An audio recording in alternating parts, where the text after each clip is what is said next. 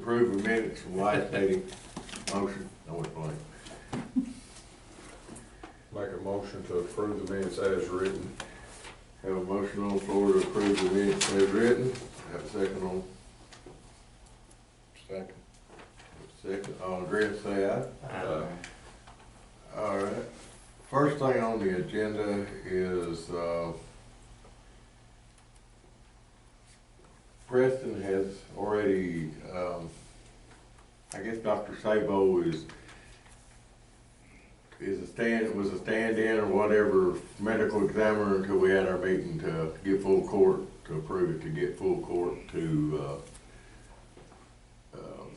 make him a permanent medical examiner. Well, after the last meeting, I talked to Dr. Kirby. Well, it was a few days after. He filled in there for about a week, and he said he just had too much stuff going on. And he said that if we had someone else that was interested in it, to go ahead and let them do it. And he would kind of keep the role that he had and just kind of be a backup and help us out when we needed it. And so I called Herschel back and I talked to him about it. And told him, that Dr. Sabo would contacted me a couple of times. So Sabo said he would start that day.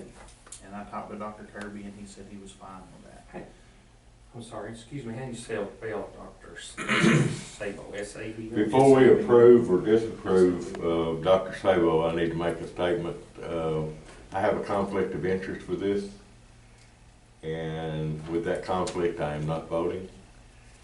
So if somebody's interested in making a motion to appoint him as the medical examiner, feel free to do so. But with my conflict, I cannot vote. Dr. Sabo's really the only one showing interest in it. Dr. Kirby said, he would be more than happy to do kind of what he's been doing and fill in. But he said he oversees one of the nursing homes, and then he runs his own private practice also. And he said he felt like right now he really didn't have the time to dedicate to it. And Dr. Sabo said, he rarely left town. We actually had a meeting set with the DA the other day, and Dr. Sabo came out to it. He's been very active so far with the cases that we've had.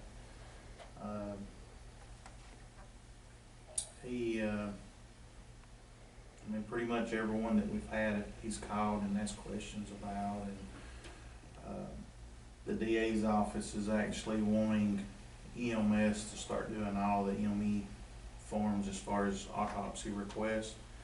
And the way that it's been done in the past is the DA's lead investigator is the one that has to do them.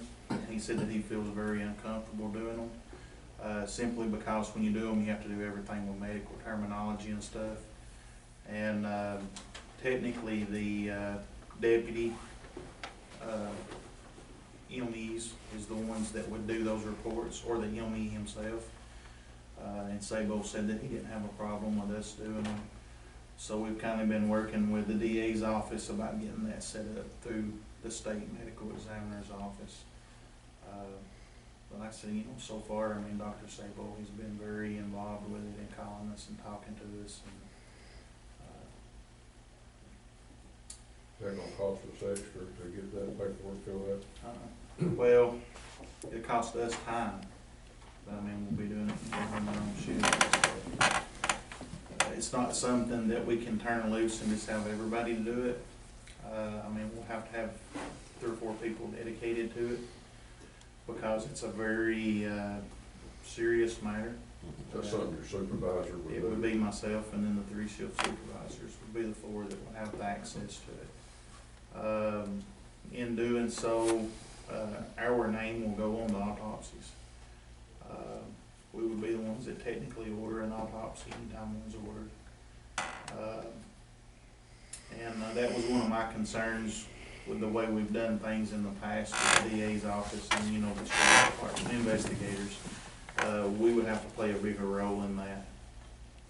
DA wouldn't make that decision? Well, she could order one, but we would still be the ones that would have to do the paperwork on it. Before the state's, ME's office will actually, take someone in to do an autopsy, they've got about an 8-page report that has to be filled out. It's a very detailed report of their histories and how they were found, when they were seen, who their doctors was. I mean, it's a life history. And they won't start the autopsy until they have that form filled out.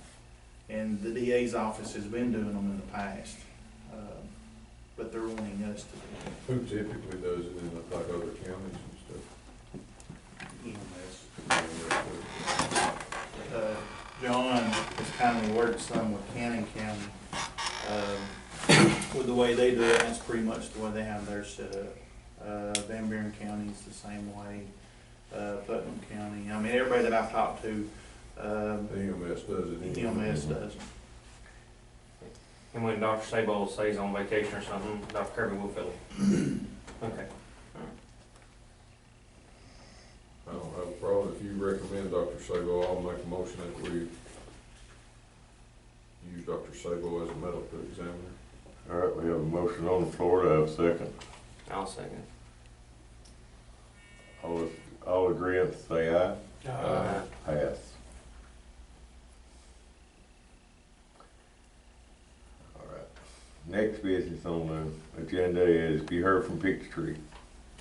I called this afternoon. I didn't get in touch with anyone. I did talk to them last week, and they started on our truck on Monday last week.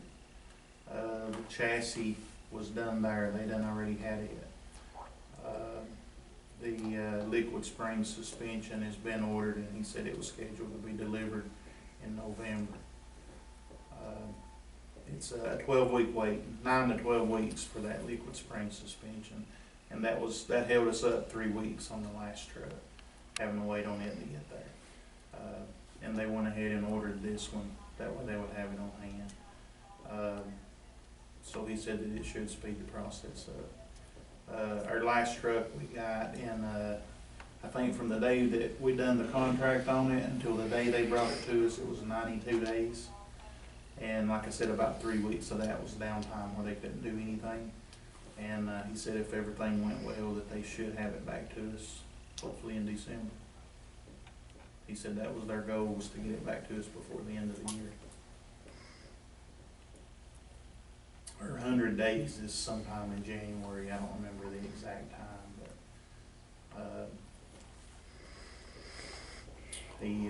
but they said if nothing went wrong, they should have it to us in December.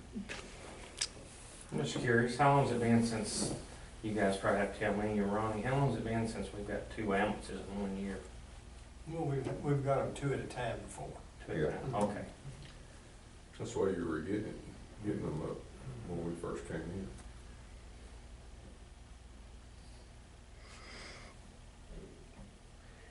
Yeah, I talked to Preston out there when we were talking about December getting it.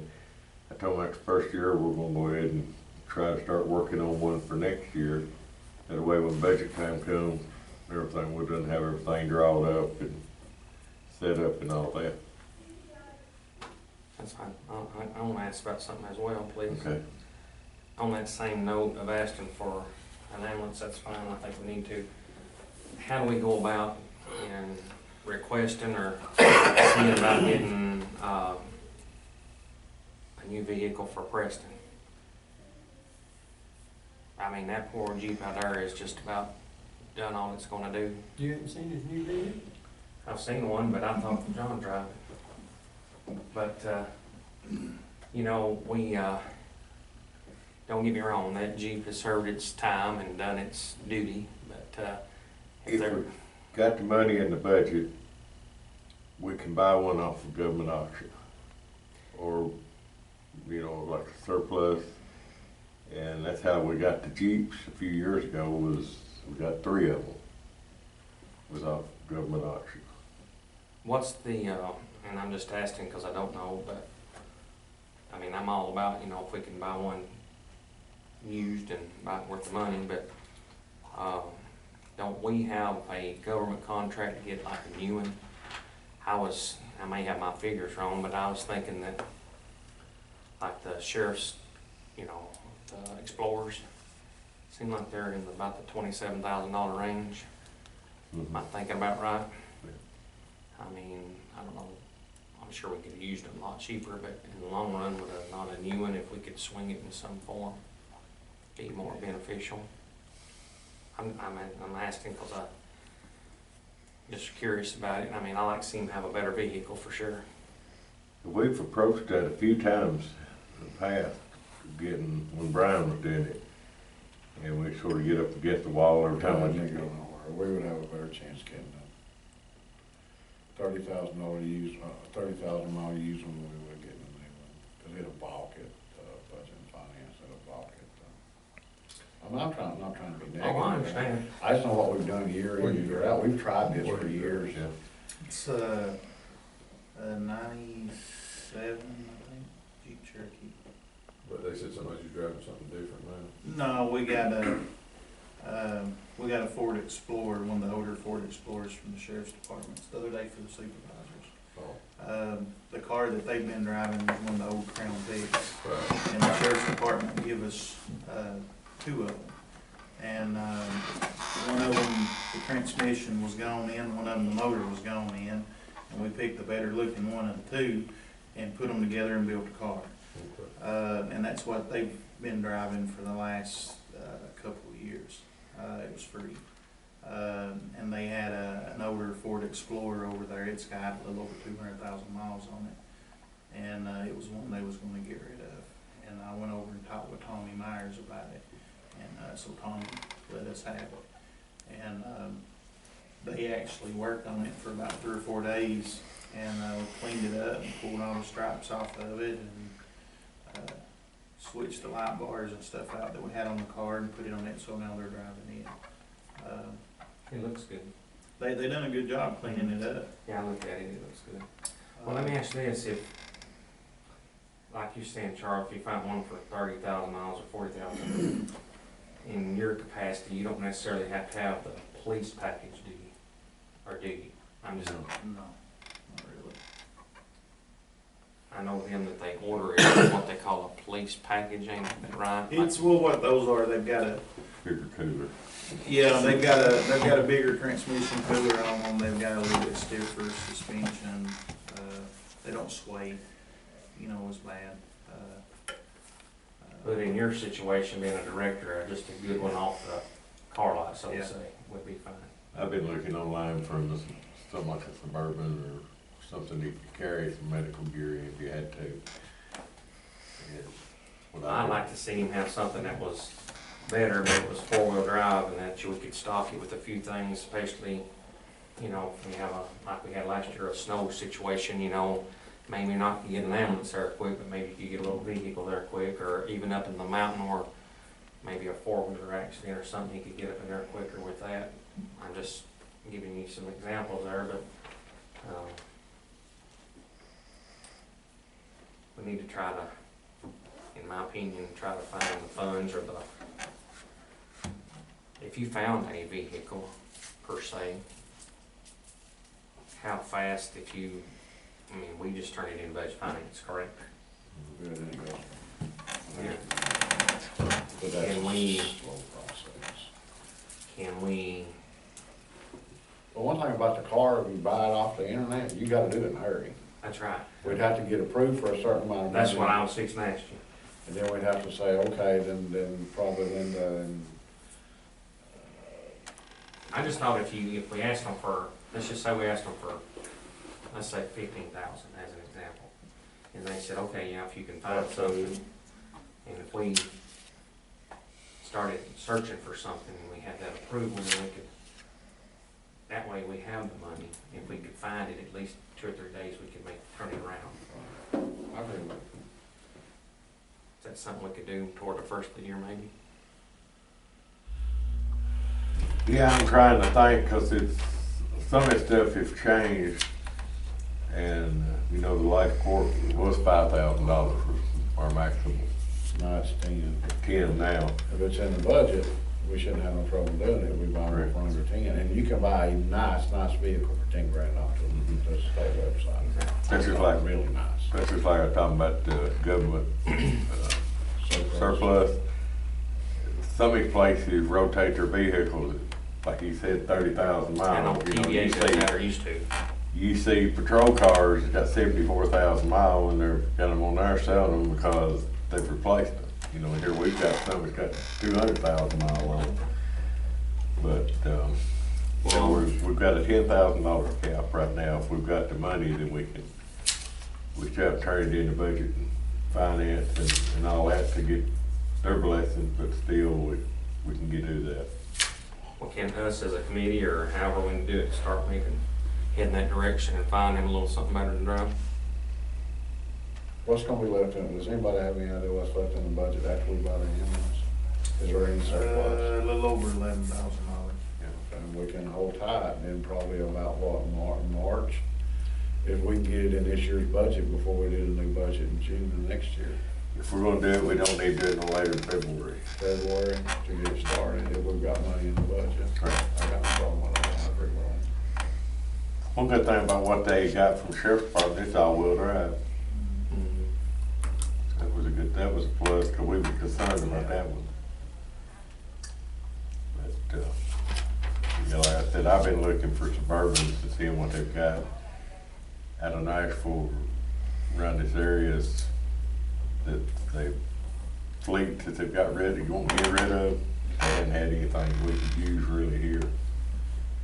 If we got some money left over, excuse me, we need to, I'm like Charles, I think $10,000-$11,000 or whatever, we could probably find a really nice, and I just said explore it, I'm just gonna find something You that's. got 2 dealerships here that you might notify, you looking for something they get a trade-in might fit too.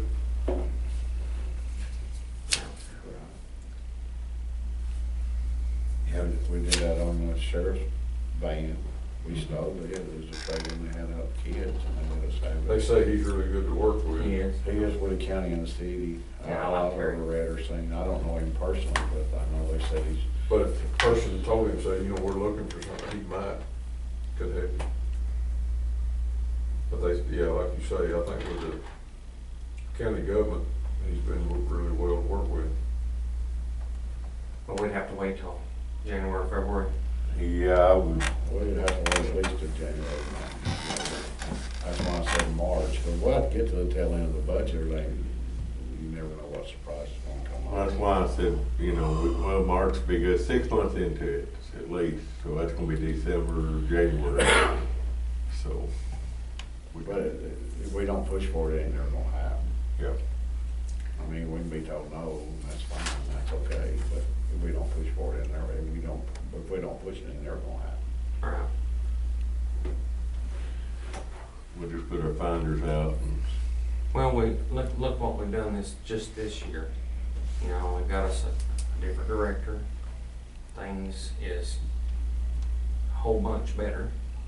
We've got really nice ambulances that I'm very proud of, and y'all are too, for the county. We've got good equipment. We got a good extrication vehicle. We've got, everything is going in the right direction, and we just need to kind of keep going the way we're going and take care of our director and make sure he's got something that's worthy of driving. You got a nickname for your old Jeep. What'd you tell me? You did tell me, and I forgot it. Well, actually, I didn't. One of the directors from the hospital was the one that named it. They call it the dun-dun-dun.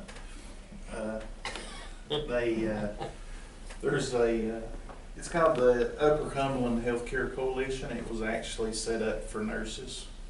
And since it's grew tremendously, they get a lot of federal and state money. And now it consists of pretty much all of your emergency management. The EMA's involved in it, EMS, all your hospitals are involved in it. It's just a healthcare organization. And they have a meeting about once a quarter in Cookeville, and I went up to it one day, and the ER director and their safety coordinator rode up with me. And then I rode up with them the first meeting, but then they rode up with me the next meeting. and they nicknamed it the Dun. It got hot on us, it overheated, we got in Cookville and got caught in a little bit of traffic. When we were going down the road, it runs great, but if you get caught in traffic, it overheats. And, we got caught and it overheated, and anyways, they nicknamed it. Done that basically ever since we've had it. Yeah. I mean, it's full of antifreeze, and they've checked it, and they flushed the radiator, and they replaced thermostats, and it still does it. But the Healthcare Coalition actually is fixing to purchase us some pediatric equipment. We actually turned in for it today. They're gonna purchase, they're called the PD sleeves. They're $125. It's a kit that we would use on the ambulance to treat pediatrics. And the guy that designed them is a millionaire now. But you know how like your football players on TV, they got the little sleeve they wear on the arm with the little flip up cover? That's what it is. And they're color coded. The sleeve itself it's got 8 colors in it, 8 or 9 colors. And what it is for pediatrics, for us, everything is, we do a weight base for all of our medications, all the equipment we would use on them. And it comes with a tape, and basically you put the child on your stretcher, you lay the tape down, and you measure, and you say, okay, they're a pink. You know, they measure out, their head comes out in the pink. So you just pull that pink sleeve out, and you actually slide it on your arm. And it tells you every medication that we carry, what dosage that kid will get. If they're having a seizure, this is how much Valium they would get. If you're going to RSI them, this is how much Versed you would give them. This is how much Sucks you would give them. If they've got a broke leg, this is how much fentanyl you would give them, or this is how much morphine you would give them. They're great. It takes the guesswork out of having to deal with kids. It decreases your stress level because everything you need is right there on your arm. And they're $125 a piece, and they ordered them today. They purchased us 8. They bought one for every ambulance.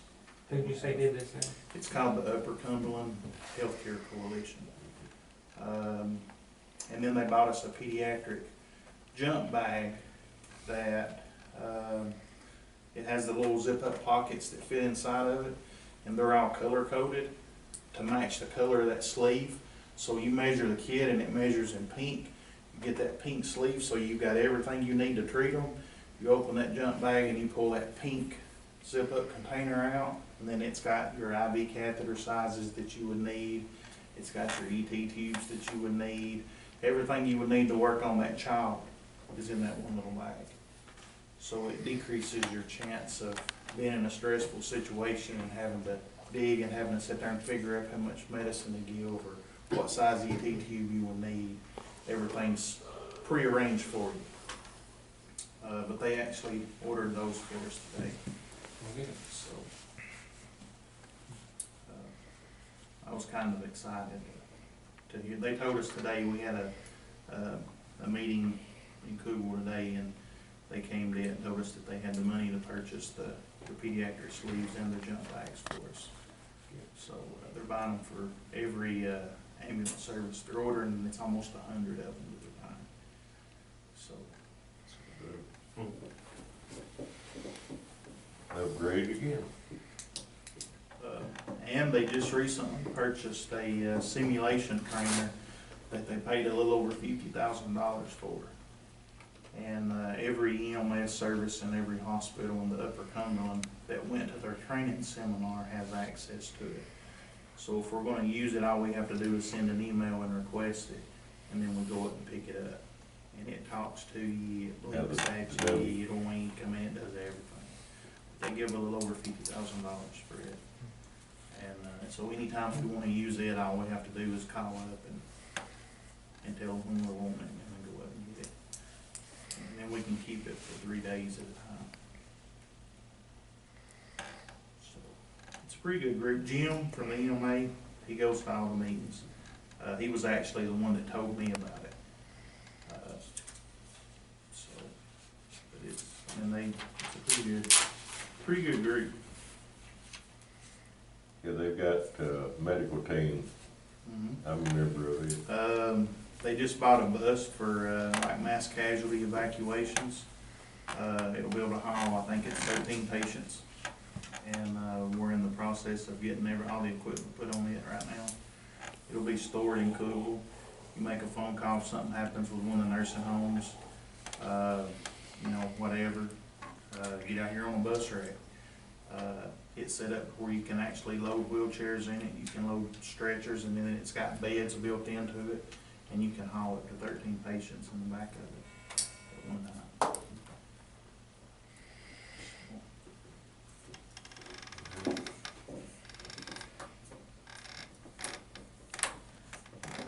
They've got it to go in up there in Cookville. I think everybody needs to, if they ever get a chance to go up and tour that building that they Go got. with the ambulance service. Yeah, Yeah, it's pretty nice. the war room and such as that, it's unreal.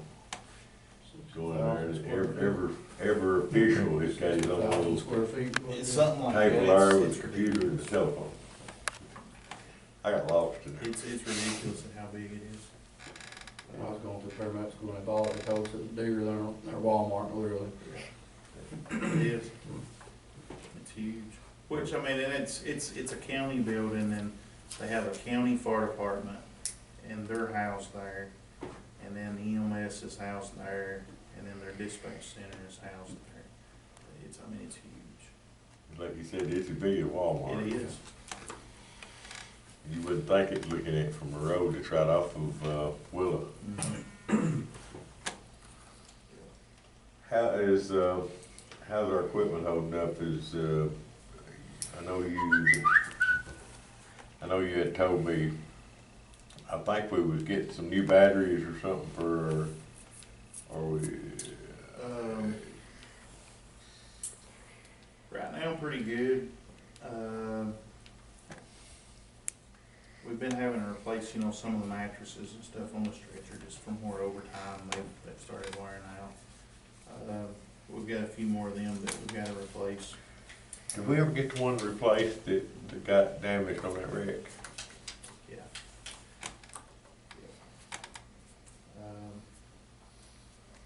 We, got all of our load systems serviced this year. We had a couple that was starting to hang on us and we was having some issues, and we done a service contract, with Stryker, and they came in and serviced all of them and replaced the bearings and the switches in them, and, they serviced all of our stretchers and stuff for us. That's what that guy was doing today. I was out there, he was replacing the cylinder or something on one. Yeah. Yeah. Yeah, right now, I'm not, as far as I know, pretty good shape on How's our billing done, our EMB? everything. Still going, that was where we went to, reason we went to Clover today, we had a meeting, overbilling, with, me and Miss Connie went up to it. Just kinda went through some issues that we found, that, you know, we've had a few little things with A&B on some insurance stuff, where they build their own insurance, and we just met with other counties from the Upper Cumberland to see what they were having. And a couple of the issues that we've had, pretty much, most everybody there have had some of the same ones. And, our idea was if we were all having the same one or two issues, we're gonna try to set another meeting up in January with A&B, and, all 14 counties, would be there. And we figured if I call them, yeah, we'll look at it, but it may be a month or two, but we figure if 14 counties sat down with them and say, look, we're all having this problem with this one thing yous are overlooking, that it would carry a lot more weight. But I mean, for the most part, you know, everything's going along. We've learned a lot of stuff. As far as the way some of the stuff we done in the past, some of it was right, some of it wasn't. Some of the stuff, you know, they have overlooked some stuff, but we review everything as it comes back in, and I mean, so far it's moving along. What about the collecting of the non-pays that was, the ones that was abusing the system? We're Still not, that come to no conclusion there? No. I got a particular issue with one. Yeah, we had a particular issue the other day, not to violate no HIPAA stuff or anything, but this lady, this person has called us several times in the last few days and, wanting just to lift assist and wanting us to help her, you know, do this and do that, and, we've been there several times, and John actually went out the other night and, told him, you know, he said, by you calling 911 because you want us to put you on a bedside toilet, you know, I mean, that's abuse of 911. And if we come out, we've got a thing to where once it becomes a chronic issue, if we come out over 3 times for just a basic lift assist or to get you in your wheelchair, we bill you $50. And he told her, he said, you know, we've done been here twice tonight, so that would be $100. And they looked at him and laughed. You know, I mean, they don't care. I mean, you know, they looked at him and laughed, and he told them that, you know, that if they could bill her $100 for us coming out there twice.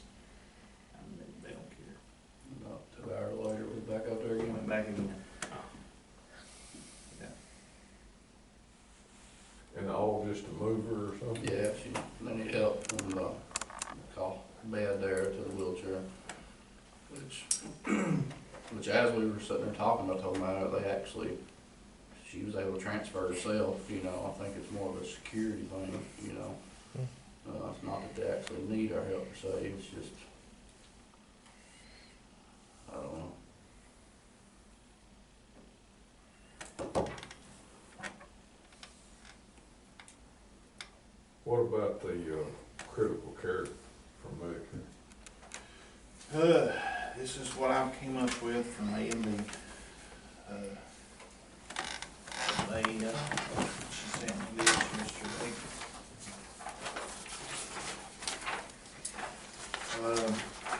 That very first line there is what our rates are. The $11 a mile, and then the $500 across the board.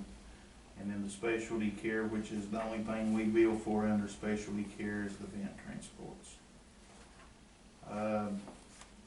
If you flip over to the very back, the very last line is what A&B recommends charging, and they said that if you look at the last 4 lines, the 4th line up from the bottom, that's the national average. And then right below that, it's got us listed again. And then, it just shows the difference. And then the very bottom line is what they say is their recommendations on the billing rates, which is quite a bit of difference in what we do. That's a lot more than the national average, though. It is more than the national average. Why would we charge more than the national average, though? I'm just asking. I don't know what the reasoning for it is. I mean, I really don't. All of their stuff is above the national average. It is. It is. We're actually higher on one thing than the national average. But we're a little under, but we're close on most. Mhm.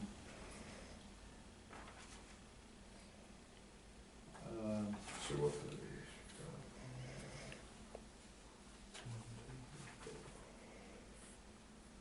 The BLS non-emergency, we're higher than the national average. But yet we're still cheaper than what they want to charge. Mhm. Well, they won't charge more because they get a percent. They get a percentage. As far as Medicare, I don't have the exact figures because Medicare won't tell you what they'll pay you. You just have to You wait. have to submit a letter to them telling them what you're wanting to change your rates to and why you're wanting to change them. And then they will tell you if they're gonna increase them or if they're gonna leave them at what they're at. They may pay me $11 a mile and they may pay me a base rate of $450. Well, Ronnie, they may be paying him $11.50 a mile, and they may only pay him a base rate of $300. I mean, there's no set standard on what they pay. You know, they look at how far you have to transport your patients. They look at your age on your patients. They look at what your most common calls are, as far as what kind of equipment you would have to have. I mean, there's a lot of stuff that they look at when they come into it, but no, there's not a set rate of what they'll pay you.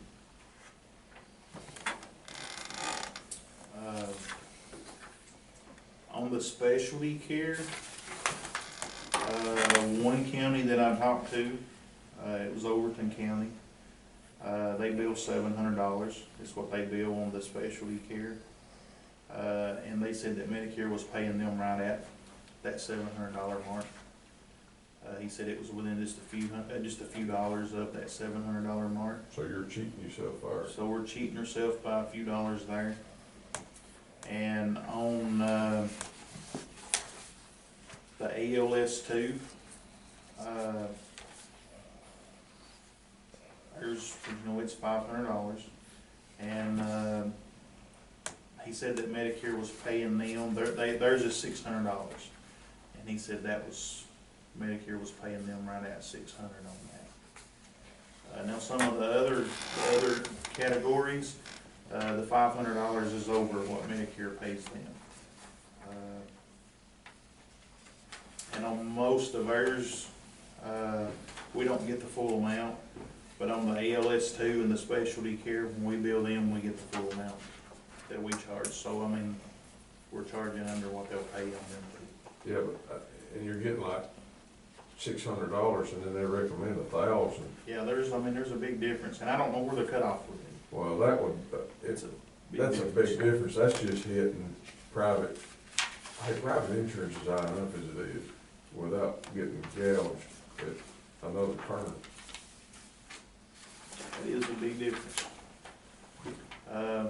Like I said, from what I can gather, the guy that I talked with Overton County, and from where I've talked with Miss Connie and what we could find through where we've been paid, that $500 on the non-emergency and the ALS emergency and the BLS emergency and the BLS non-emergency, the $500, they're not hardly paying us that full amount on those.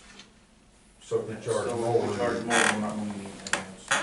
But on the ALS 2 and on the specialty care, they're paying us full amounts. And according to this guy from Overton County, from what they're billing, they're billing more than us, and they're getting paid. They bill $600 on the ALS 2 and they bill $700 on specialty care, and they're pretty much getting every penny in that. What percent does private insurance pay? I mean, you don't know. I know, it depends on the insurance. Well, does insurance companies, do they pay what you charge, or do they cut it when it's there? They cut a lot The of only it. time you get the full pay is if somebody hadn't met their deductible and it's coming out of their own pocket. Yeah, they cut a lot of it.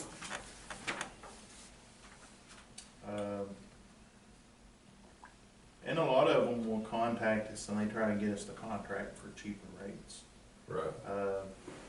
A lot of your different insurance companies will.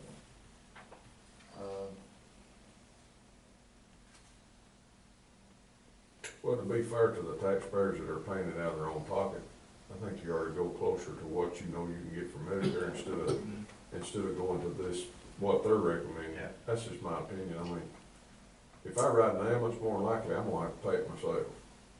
And I think the way it is, a lot of people in this county are self-employed. They would be paying high deductibles to begin with. The best that I can figure from what we've been able to look at, from what Medicare's paid us, like I said, we charge $11 a mile. And that's about what Medicare pays. He told me that they charge $11.25, and he said that Medicare was paying them like $10.98 a mile was what they was paying them on mileage. They pay more on critical, don't tell the mileage. Mm-mm. They don't, okay. I was thinking that's what we had talked about. The way Medicare does, anything under like 15 or 18 miles, they'll pay you pretty much what your rate is. And then the further you go, they'll decrease it. Like if we go to Nashville, they may pay us $11 a mile for the first 20 miles. And then after 20 miles, they may drop it down to like 10 and a quarter, you know, after that. I've not looked at many of the breakdowns, but now I do know that they'll decrease your money per mile if you go over so many miles. As gas and oil prices go, I could see you increasing the mileage a little bit alone. But not, you know, $3.50 a mile. Yeah. But I think we should raise our rates on where we know we're shortcutting ourselves on Medicare. I think we should at least raise those rates. Like I said, according to, Jim is the guy's name, he's the director at Overton County, and, he's been doing this for many, many years. And it's a little bit smaller service, and which he oversees a lot of their billing stuff. He's very up to date on billing in the Medicare and what pays what, and who does what. He's the one that I've been talking to mainly, and I've talked with him with A&B. Like I said, they bill 600 on the ALS 2 over the 500, and then they bill the 700 on the specialty care. And he said Medicare, you know, pretty much pays that on. Do we have the authority to set the rates, or does it have to go further than this committee? No, it don't, I think you ought to go with what the guys told you and bring back a proposal of what to raise, what we need to raise and where we got it in front of us, and then go from there. What do you think, Charles? I agree. I don't have a problem with going 5 to 6 and 650 to 7 and leave the rest of it Do we alone. have to do that, or can we not vote on that Well, tonight? we can, I mean, which ones is it that you're talking about? ALS level 2. ALS. ALS level 2. That's the third, one, 2, 3, okay, so what? And the Special care second one over. specialty. specialty care. And that is, what prices are you talking about going? 650 to 700. 600 Yeah. on, 5 to 600, yep, And then 657, right? and then 650 to 700. that's the only two. Yep. The rest of them, I mean, we're pretty much over what Medicare pays right now. What about the treat no transport? We don't do that. We don't bill. That would be like if, you know, you get hurt out here at your house and your neighbor calls us to come out there and all you've done's, you know, skeet your hand or cut your finger and we wrap it up for you and you say, I don't wanna go to the hospital, and you sign a refusal and we leave.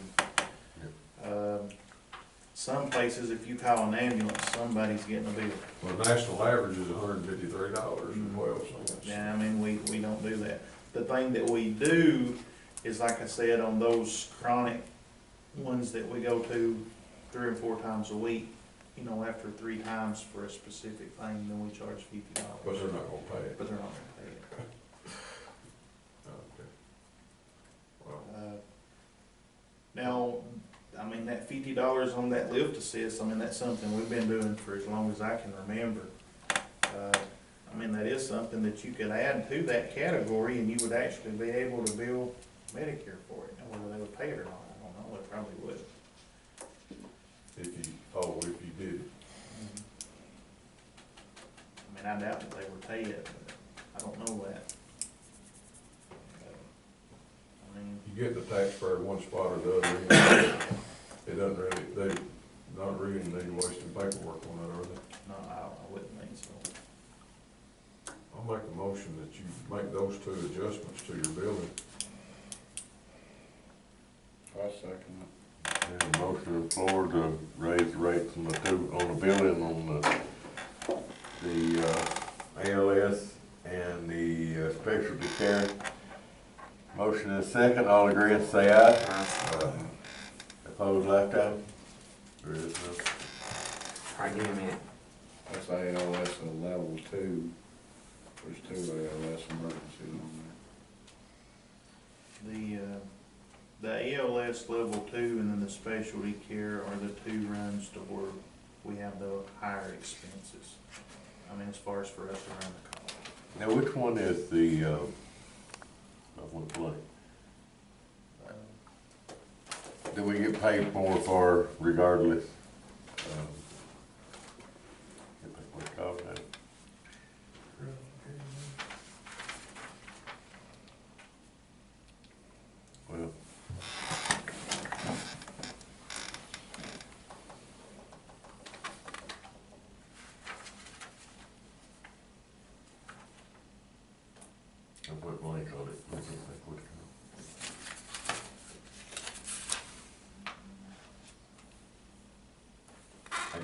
under critical care.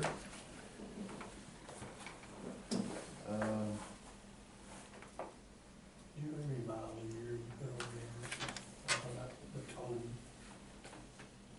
Per truck? no, the whole bunch. No, I don't. Really don't. A bunch.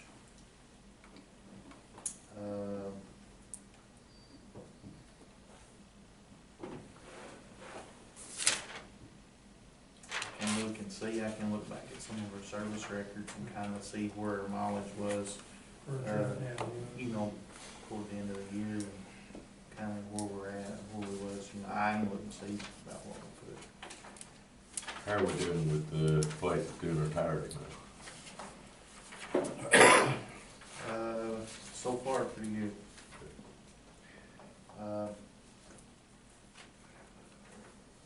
The tire prices are more expensive through them.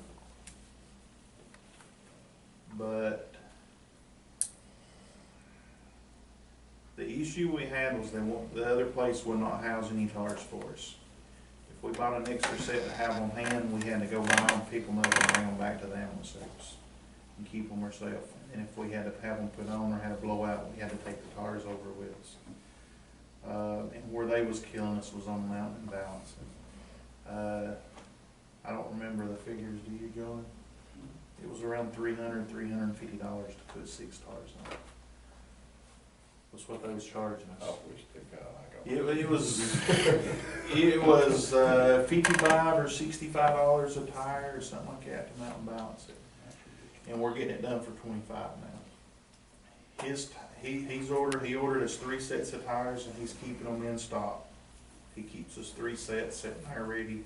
Plus we took 2 spares off the Dodges over there. Well, we took 1 and we've got another one to take. But he's keeping 2 tires mounted and ready to go in case something happens and we have a blowout. It'll be there on wheel and ready.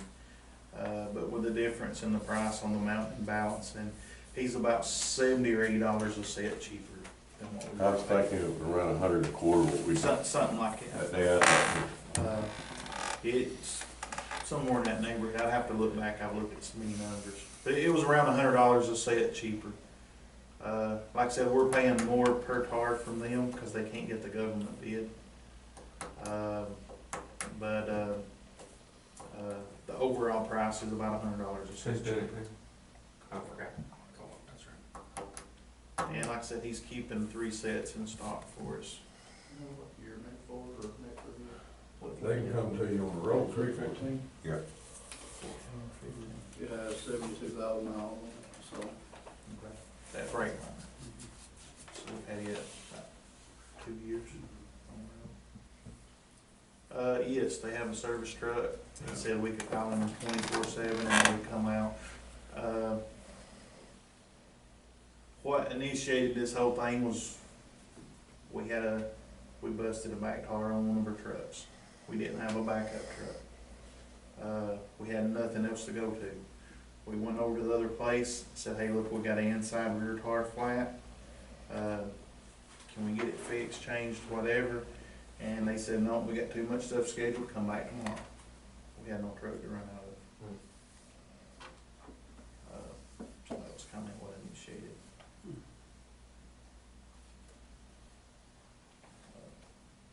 That kind of sparked the whole looking at prices and looking around and talking and, you know, asking how the service side worked. And so far, they've been pretty good.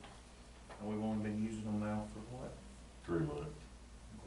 And it was John, I mean, he's the one that found them. I never even thought about them, and I've used them all my life, but never even thought about them. He's like, why don't we go over here and talk to them? Cause he was involved in the whole deal when the other ones wouldn't fix the tar for us. Every time I took my personal car to them, and they've got us in, got us out, you know, they've. So we went over and talked to them. Within 30 minutes, they had an account set up. He said, we'll keep you 3 sets here. That is a good person. You know, keep 2 mounted all the time. If something happens and you're out somewhere, he said, I don't care if you're in Nashville. If you have a flat, if you call us, he said, we'll send a guy over here to pick it up and then bring a tar down. He said, it'd be a lot cheaper than paying a $500 record rate. It's really good to work with. I know I had that pipeline bust in Alabama in there, you know, cause I'm sure about our fuel there for a day or so. I couldn't get a hold of Gamp to see where we stood on diesel, so Co-op, they issued us a car, you know, just in case, you know, Gamp ran out, and so we'd have a backup. I mean, You there's know, nice folk to do with like that, you know. we didn't have to use it, but, you know, if something would've happened and we would've ran out Sunday at Ghent, then we would've had a backup, you know, there if we needed it. But, yeah, so far they've been pretty good. That's your question, Ronnie, I'm figuring about 180,000 a year, rough estimate, you know. Well, got any more questions for President? How's morale doing? Pretty good, I mean, as far as I know. I've heard a few rumors, but I mean, I've not had nobody to come to me. So.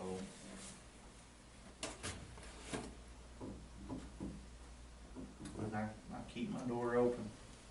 You know, if somebody has an issue, I try to speak with the shift supervisors each day, to see if anything, you know, has come about with them.